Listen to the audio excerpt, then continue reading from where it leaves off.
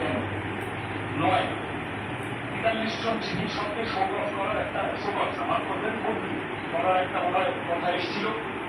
তারপরেও ৯৩ জন চিকিৎসককে শৌকত করা হয়েছে। এই চিকিৎসকদের শৌকত বা বদলি, তার কথা বিভিন্ন রকম ভাবে সামনে আসা, প্রতিবাদীদের উপর, আন্দোলনকারীদের উপর হুমকি, দেবলীনা সেটা বলে শেষ করে না, একটি উদাহরণ দিলেন। একেবারে সর্বোচ্চ স্তর প্রশাসনের তিনি বলছেন যে আর বলছি না বর্তমান, এখন বলছি বদলটাই করুন, যার বাইরে বুঝে পোষ করতে বলছি।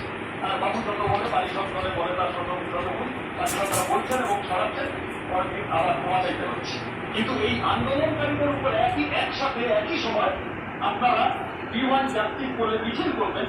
আমি জানি না তার বিরুদ্ধে মিছিল করেছেন স্বাস্থ্যমন্ত্রী মমতা ব্যানার্জি, পুলিশ মন্ত্রী মমতা ব্যানার্জি, তাদের বিরুদ্ধে মুখ্যমন্ত্রী মমতা ব্যানার্জি একপাশে চন্দ্রিমা ভট্টাচার্য আর একপাশে সচিবাজাকে নিয়ে বিমান যাত্রী করে মিছিল করেছেন কিনা জানি না। কিন্তু আপনারা একদিকে এই সব বলবেন আর উল্টো দিকে দাঁড়িয়ে আপনারা আন্দোলনকারীদের বারবার